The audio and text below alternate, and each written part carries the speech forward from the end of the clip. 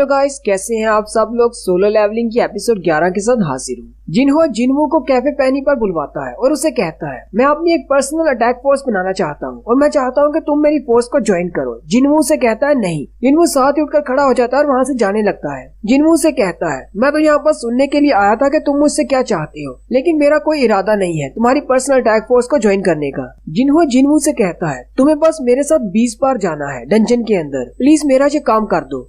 Monsters को मारने पर हमें जो कुछ भी मिलेगा मैं उसमें से तुम्हें तुम्हारा शेयर लाजमी दिया करूंगा।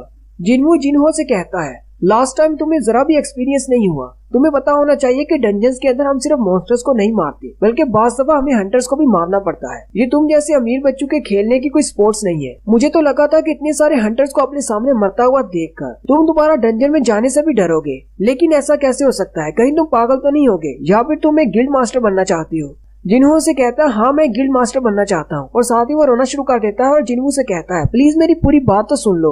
जिन्हो से कहता है मैंने तुम्हें बता दिया कि मैं गिल्ड मास्टर बनना चाहता हूँ, लेकिन मुझे लाइसेंस रिसीव करने के लिए एक्सपीरियंस की जरूरत है। वैसे तो कोई भी हंटर इस लाइसेंस को रिसीव कर सकता है, लेकिन लाइसेंस के लिए एक शर्त है कि जिस हंटर को ये लाइसेंस इशू किया जाएगा वो 20 बार डंजन के अंदर गया होना चाहिए। एक बार तो मैं तुम्हारे साथ डंजन में जाकर आ चुका हूँ, अब मुझे सिर्फ 19 बार और डंजन में जाना है, फिर मुझे लाइसेंस मिल जाएगा। हाँ उसके लिए मुझे एक रिटन टेस्ट भी देना होगा, लेकिन मेरा ब्रेन बहुत ज्यादा तेज है, मैं वो रिटन टेस्ट पास कर लूंगा, मैं पूरी तरह श्योर हूँ। जिन्वू से कहता है मैंने सुना है कि तुम एक बहुत बड़े बाप की औलाद हो जो कि एक आर्किटेक्चर बिजनेस का मालिक है। जिन्हो से कहता है हाँ तुमने बिल्कुल ठीक सुना है, मैं ये सब कुछ इसीलिए कर रहा हूँ अपनी कंपनी को हासिल करने के लिए, और ये मेरे डैड के ऑर्डर्स हैं। उन्होंने मुझे कहा है कि मैं एक हंटर गिल्ड क्रिएट करूँ जिससे हमारी कंपनी को बहुत ज्यादा फायदा होगा। साथ ही जिन्वू कहता है डंजन्स बहुत ज्यादा डेंजरस जगह होती है, लेकिन डंजन के अंदर से बहुत ज्यादा ट्रेजर निकलता है जिससे आप बहुत ज्यादा पैसा कमा सकते हैं। सिर्फ मैजिक कोर क्रिस्टल्स और माना क्रिस्टल्स ही नहीं बल्कि मॉन्स्टर्स की डेड बॉडीज को हम बिल्डिंग मटेरियल के लिए भी इस्तेमाल कर सकते हैं। डंजन में हर चीज हमारी दुनिया में इस्तेमाल हो सकती है, इसीलिए बड़े बड़े बिजनेसमैन और बड़ी बड़ी कंपनियों की ये ख्वाहिश होती है कि वो अपने गिल्ड क्रिएट करें ताकि डंजन से ज्यादा पैसा कमाया जा सके। जिन्वू से कहता है मेरे डैड का इरादा है कि वो एक एस रैंक के हंटर को अपने गिल्ड का मास्टर बनाएंगे और मेरा बड़ा भाई उस गिल्ड का वाइस मास्टर होगा। जिन्वू से कहता है अगर मैं गलत नहीं हूँ तो इस वक्त पूरे कोरिया में सिर्फ 9 ही एस रैंक के हंटर्स हैं, जिनमें से 8 तो गिल्ड के साथ रजिस्टर्ड हैं। सिर्फ एक ही एस रैंक का हंटर बचता है जिसका नाम मिन बियोंग है, लेकिन वो तो रिटायर हो चुका है। तुमने कहा कि तुम्हारा भाई वाइस मास्टर बनना चाहता है, लेकिन एक एस रैंक के हंटर और तुम्हारे भाई के दरमियान तो बहुत ज्यादा फर्क है। जिन्हो से कहता है हाँ तुम बिल्कुल ठीक कह रहे हो, मेरा भाई बहुत ज्यादा टैलेंटेड है लेकिन उसका रैंक लोअर है, इसलिए तो हम उसको गिल्ड का मास्टर नहीं बना सकते, इसीलिए वो एक वाइस मास्टर बनेगा। जिन्वू से कहता है मुझे लगता है कि शायद तुम वाइस मास्टर बनना चाहते हो, इसीलिए तुम इन डंजन्स के अंदर जाकर एक्सपीरियंस हासिल करना चाहते हो ताकि उसके बाद तुम अपने फादर को मना सको कि वो तुम्हें वाइस मास्टर बना दे। जिन्वू से कहता है हाँ तुमने बिल्कुल ठीक कहा, वैसे भी तुम एक फॉल्स रैंकर हो और तुमने अपनी एबिलिटीज को दूसरे से छुपा कर रखा है। अगर तुम्हें इसी तरह अपनी एबिलिटीज को छुपाते हुए डंजन्स के अंदर जाना है तो तुम्हें एक गिल्ड की जरूरत होगी। मैं तुम्हें अपने गिल्ड में शामिल करूंगा जहाँ पर तुम ई रैंक के हंटर बनकर ही डंजन्स के अंदर जा सकते हो। जिन्हो सोचता है किसी भी हायर रैंक के हंटर के साथ डंजन के अंदर जाना खतरे से हाली नहीं, मुझे सर के साथ ही जाना होगा। मुझे लगता है शायद इनका रैंक बी है या फिर इससे भी ज्यादा हो सकता है। इन्होंने सी रैंक के डंजन के अंदर एक सी रैंक के बॉस को हराया था और साथ ही 8 सी रैंक के हंटर्स को मारा भी था। अगर मैं दूसरे किसी हंटर के साथ जाता हूँ तो मुझे अपनी जान का डर रहेगा, लेकिन सर पर मैं भरोसा कर सकता हूँ, इसलिए मुझे इन्हीं के साथ जाना है। जिन्हो से कहता है अगर मैं तुम्हें ज्वाइन करता हूँ तो मुझे क्या मिलेगा? जिन्हो अपने पास से कुछ पेपर्स निकालता है और जिन्हो के सामने करते हुए कहता है जरा इसे देखो। जिन्हो जैसे उसे देखता है तो वो बहुत ज्यादा चौंक जाता है। नेक्स्ट सीन सुबह का होता है। जिन्हो एक्सरसाइज करने के लिए बाहर निकलता है तो उसकी बहन भी साथ आ जाती है। जिन्हो अपनी बहन से कहता है तुम मेरे पीछे क्यों आ रही हो? जिना उसे कहती है मैं भी तुम्हारी तरह एक्सरसाइज करना चाहती हूँ, तुम तो देखो कितनी जल्दी एक्सरसाइज करके इतने लंबे हो गए हो। जिन्हो से कहता है अच्छा ठीक है पीछे मत रह जाना। फिर वो दोनों रनिंग शुरू करते हैं। भागते हुए जिन्हो अपनी बहन से कहता है अगर तुम्हें कहीं से अचानक 3 बिलियन वॉन मिल जाए तो तुम क्या करोगी? उसकी बहन उसे कहती है पता नहीं, लेकिन तुम क्यों पूछ रहे हो? जिना उसे कहती है हो सकता है मैं अपने लिए एक बड़ा सा घर खरीद लूं या फिर उन्हें बैंक में जमा करवा दूं। जिन्हो से कहता है और बाकी के पैसों का क्या करोगी? जिना उसे कहती है पता नहीं, मुझे समझ नहीं आ रही।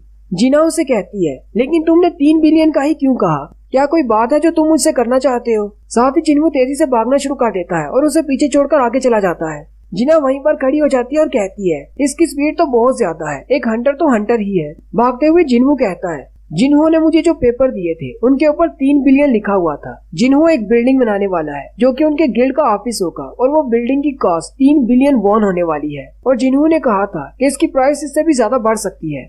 जिन्हों उसकी बात सुनकर बहुत ज्यादा हैरान हो गया था क्योंकि 3 बिलियन वॉन की रकम जिन्हों के लिए बहुत ज्यादा है। जिन्हों से कहता है सिर्फ 19 बार डंजन के अंदर जाने के लिए तुम्हें इतना महंगा ऑफिस क्रिएट करने की क्या जरूरत है। जिन्हों से कहता है मेरे लिए ये कोई बड़ी रकम नहीं है, कल को मैं गिल्ड का मास्टर बन जाऊंगा तो इतनी ज्यादा रकम तो मैं आसानी से कमा लूंगा। जिन्हों की ये बात सुनकर वो सोचने में मजबूर हो जाता है। जिन्हों कहता है अब मुझे क्या करना चाहिए, नॉर्मली मुझे इतने ज्यादा पैसे देखकर मना तो नहीं करना चाहिए। मैं ये बात अच्छी तरह से जानता हूँ कि मैं एक बहुत ही यूनिक हंटर हूँ। अगर मैं एक रीअवेकनर भी हूँ, फिर चाहे मैं एक रीअवेकनर ही क्यों ना हूँ, मैं एक स्पेशल रीअवेकनर हूँ। ऐसा कोई भी हंटर नहीं होगा जो कि मॉन्स्टर्स को मारने पर लेवल अप होता है। क्या पता शायद इसी तरह लेवल अप होते हुए मैं एक दिन एस रैंक तक पहुंच जाऊं या फिर एस रैंक से भी ज्यादा स्ट्रॉन्गर हो जाऊं, फिर मैं भी 3 बिलियन आसानी से कमा सकता हूं। जिन्हों से कहता है लेकिन मेरी एक शर्त है, मैं तुम्हारे साथ डंजन के अंदर जाऊंगा। जिन्हों से कहता है मुझे अपनी शर्त बताओ, मैं तुम्हारी सारी शर्तें पूरी करूंगा। जिन्हों से कहता है मेरी शर्त ये है कि डंजन के अंदर सिर्फ हम दोनों जाएंगे, हमारे अलावा कोई भी नहीं जाएगा। जिन्हों बहुत ज्यादा घबरा जाता है और उसे कहता है हम लोग सी रैंक की डंजन्स में जाने वाले हैं, क्या आपको लगता है कि सिर्फ हम दोनों मिलकर सी रैंक की डंजन्स को क्लियर कर सकते हैं। जिन्हों से कहता है हाँ तुमने बिल्कुल ठीक सुना, सिर्फ हम दोनों ही डंजन के अंदर जाएंगे। जिन्हों से कहता है लेकिन सी रैंक की डंजन के अंदर दाखिल होने के लिए हमारे पास 10 लोग कम से कम होने चाहिए। जिन्हों से कहता है कि मुझे पता है कि 10 लोग होने चाहिए, लेकिन तुम भी पेपर फिल अप कर लेना। बहुत सारे ऐसे हंटर्स हैं जो पैसे लेकर सिर्फ साइन कर देंगे और हम लोग अपने 10 लोगों को पूरे कर लेंगे, लेकिन वो सारे लोग हमारे साथ अंदर नहीं जाएंगे, अंदर सिर्फ हम दोनों जाएंगे। जिन्हों से कहता है लेकिन ये बहुत ज्यादा डेंजरस हो सकता है। जिन्हों से कहता है अगर सिर्फ हम दोनों जाएंगे तो हमारी वजह से किसी दूसरे को नुकसान नहीं पहुंचेगा। और एक और बात है, इसके बारे में जरा गौर से सोचो, अगर हम दोनों 19 रेड्स को कंप्लीट कर लेते हैं, 19 बार डंजन में जाने के बाद जिंदा बाहर आ जाते हैं, तो तुम अपने डैड को ये बता सकते हो कि तुम्हारे पास कितना ज्यादा एक्सपीरियंस है। वो बहुत ज्यादा खुश हो जाएंगे। जिन्हों ये बात सुनकर बहुत ज्यादा खुश हो जाता है और कहता है हाँ ठीक है, मुझे मंजूर है तुम्हारी ये शर्त। चलो ठीक है, मैं जाकर अपने बाकी के 8 टीममेट्स का बंदोबस्त करता हूँ। फिर हमारा सीन फिर से प्रेजेंट में आ जाता है। जिन्हों अभी भी रनिंग कर रहा होता है। जिन्हों जल्दी से वहीं पर रुक जाता है और कहता है मैंने तो 10 किलोमीटर भागना था, लेकिन मैंने 11 किलोमीटर भाग लिया क्योंकि मैं अपनी सोचों में घूमता, इसलिए मुझे ध्यान नहीं रहा। साथ ही वो पीछे अपनी सिस्टर की तरफ देखता है और कहता है आखिर अब ये जीना कहाँ रह गई। जिन्हों अपनी विंडो की तरफ देखता है और कहता है मैंने अपनी 10 किलोमीटर की दौड़ को कम्प्लीट कर लिया है, लेकिन यह 11 किलोमीटर क्यों शो कर रहा है। जिन्हों कहता है अच्छा ठीक है, मुझे अभी भी अपनी बहन का इंतजार करना है, तो क्यों ना मैं बाकी की एक्सरसाइज भी कर लूं। क्या पता 100 से ज्यादा पुशअप्स और चिन अप्स करने से मेरा लेवल अप हो जाए। फिर वो 20 मिनट तक वहीं पर एक्सरसाइज करता है। एक्सरसाइज करने के बाद वो अपनी विंडो की तरफ देखता है और कहता है ये सारे स्टैट्स तो 200 से आगे नहीं बढ़ रहे, इसका मतलब इसकी एक लिमिट है। पहले ये 100 तक थे और अब ये 200 पर चले गए हैं। अब अगर मैं 200 किलोमीटर तक नहीं भाग सकता तो क्यों ना मैं 20 किलोमीटर भागता हूँ। और वो साथ ही फिर से भागना शुरू कर देता है। उसी वक्त जीना भी पीछे पहुंच आती है और उसे कहती है ब्रदर तुम कहाँ पर जा रहे हो, मैं अभी अभी यहाँ पर पहुंची हूँ। नेक्स्ट सीन फिर से अमेरिका का होता है, जहाँ पर डांगसू का भाई डांगसू है। डांगसू की सेक्रेटरी लोला उसके पास आती है। डांगसू फोन सुन रहा होता है और उस बंदे से कह रहा होता है मुझे उन दोनों हंटर्स जो कि उस डंजन से जिंदा बाहर आए हैं उनकी सारी इन्फॉर्मेशन फैक्स कर दो। साथ ही डांगसू लोला से कहता है लोला मुझे तुमसे कुछ पूछना है, क्या मैं पूछ सकता हूँ। लोला उसे कहती है आप कुछ भी पूछ सकते हैं। डांगसू उसे कहता है अगर मैं कोरिया में किसी को मार देता हूँ तो यहाँ अमेरिका में मेरे साथ क्या होगा।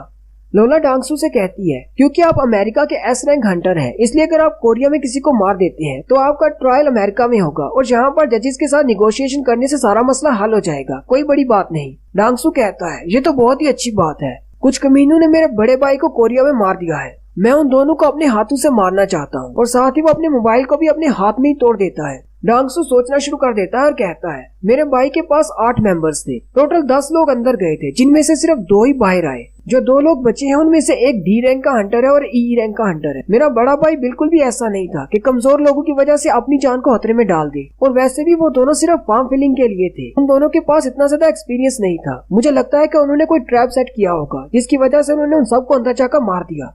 डांगसू लोला से कहता है मुझे जल्दी ही कोरिया जाना है, जल्दी से मेरे शेड्यूल को क्लियर कर दो, मुझे कोरिया जाना है। लोला उसे कहती है लेकिन आप अभी नहीं जा सकते, अगर आप चले गए तो हमारे गिल्ड का क्या होगा। डांगसू से कहता है अच्छा ठीक है, मुझे बताओ मेरे शेड्यूल में फ्री टाइम कब है। लोला उसे कहती है 2 हफ्ते के बाद। डांगसू से कहता है चलो ठीक है, 2 हफ्ते के बाद मेरे शेड्यूल को बिल्कुल क्लियर कर दो, मुझे कोरिया जाना है। लोला उसे कहती है क्या आपको वाकई में ऐसा करना चाहिए।